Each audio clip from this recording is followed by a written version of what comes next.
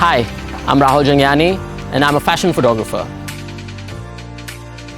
Too many times I get asked of how the evolution of mobile phones has changed the way I click pictures.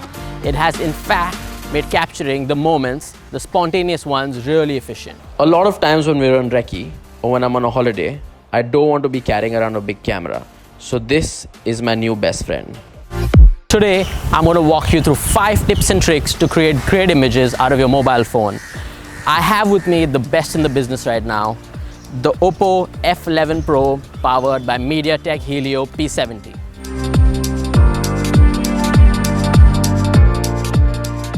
No matter where you are or what you're shooting, it's very important to gain a good grip on your phone. For you to avoid shaky or blurry images, you need to grip your phone just the way you grip a camera. For you to get that perfect comfort and hold of the phone, to avoid shaky pictures, and for you to get perfectly sharp images. See how I'm using my right hand palm to give the phone a resting place.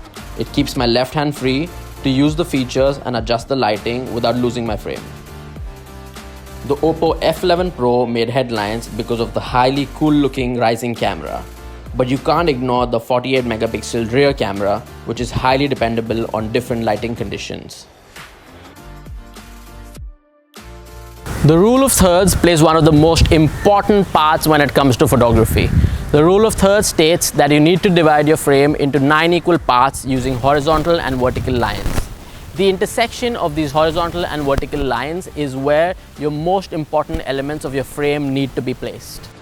One of the great things about the Oppo F11 Pro is how the grid acts and helps you by following the rule of thirds.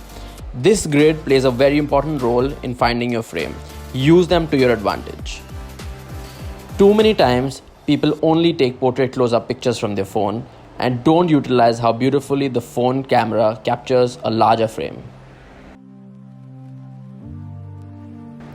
The Oppo F11 Pro is a delight for all you selfie lovers.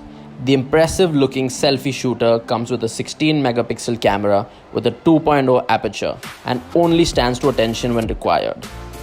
The highlight of the F11 Pro is the selfie snapper, and not just to watch it move up and down. The elevating mechanism is also home to a powerful 16 megapixel shooter. Moreover, the beauty mode on the selfie camera lets users smoothen the skin tone, slim down the face, make the face smaller, and enhance the chin with the help of AI.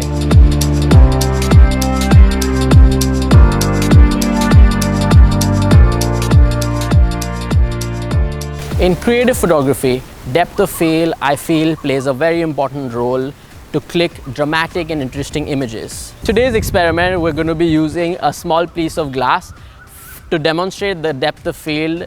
This experiment can also be tried with just a piece of crystal or prism or just a transparent cloth or any other object that you want to use as a color or for you to create shapes in the foreground or the background. The Oppo F11 Pro's new high-resolution depth engine gives you a 3 times boost in depth mapping performance, which enables smoother 24 FPS visual bokeh previews. The background or foreground will be perfectly soft and blur.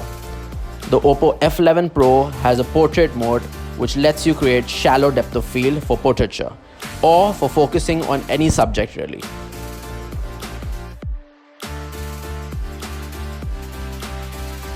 A common mistake a lot of people make is by clicking pictures by using your phone and then transferring them to an app and over-editing and over-sharpening images. The Oppo F11 Pro powered by MediaTek Helio P70 comes with a lot of modes inbuilt which helps you create amazing pictures without using any external apps. The Oppo F11 Pro's camera features are straight up. The 3 major modes are photo, portraits, and video. You can swipe between these. The new dazzle color toggle is on the other end, accompanied by the HDR and flash settings. The dazzle color is an advanced HDR mode which stacks up a couple of images and offers even further improvements in the dynamic range and occasionally better color saturation. There's also a hamburger menu with a few more shooting modes. Expert mode for those who want to get an experience of using an SLR camera, Pano, time-lapse, slow-mo and ultra-night mode. The latter is so-called long exposure handheld mode for night photos, which is the thing to have these days.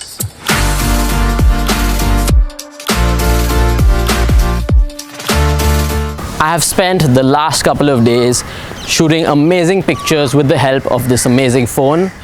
This phone can easily be compared to a professional DSLR camera.